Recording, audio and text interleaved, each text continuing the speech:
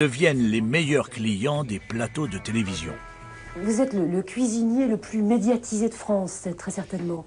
Comment est-ce que vous avez fait pour séduire les médias? De France, je pense que vous êtes un petit peu légère. Moi, j'aurais dit du monde. Pardon.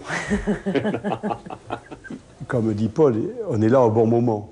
Et on comprend que c'est le moment de découvrir le monde et d'aller faire des repas partout dans le monde et d'aller dispenser le goût de la cuisine française et des vins français. Donc ils partent bien sûr avec des produits français, des vins français, des chefs français, voilà. Et ils parcourent le monde comme ça.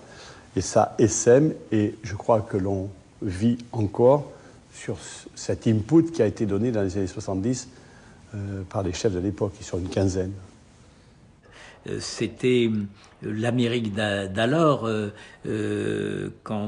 qui nettoyait par exemple leurs huîtres sous le robinet d'eau de Javel, enfin, etc. C'est l'estragon, l'échalote, on ne connaissait pas.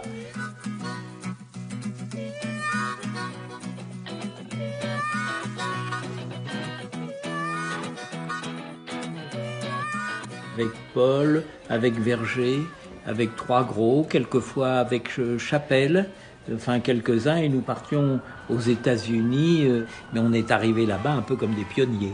Et c'est là où les choses ont commencé à évoluer. 0, 0, 28 or 38.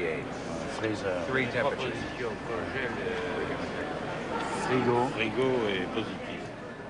Cette volonté d'être un aventurier, de saisir la proposition, de dire, tiens, Orlando, oui, on va concourir avec Gaston Lenôtre et Roger Verger pour opérer un restaurant chez Disney. On va essayer, on va le faire, voilà.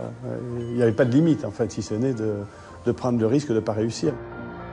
À Epcot, le Disneyland géant ouvert en 1982 en Floride, les chefs français franchissent un nouveau cap. Le succès est immense. Chaque jour, le restaurant sert des milliers de couverts et fait découvrir aux Américains un petit bout de cuisine française. On s'arrache les chefs tels des rockstars.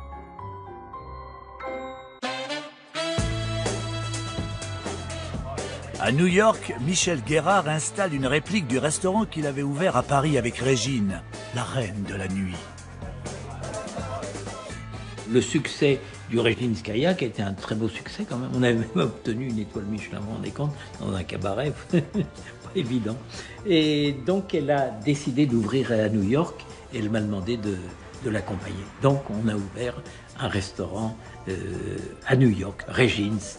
Alors évidemment dans une ambiance folle. Régine connaissait tellement de monde, ces soirées au Régine, c'était rempli de personnages qu'on avait l'habitude de voir sur les écrans, d'autres personnages comme Andy Warhol, enfin voilà.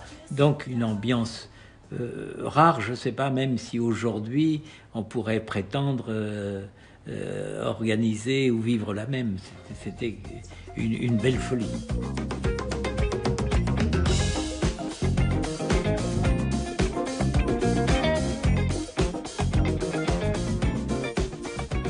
New York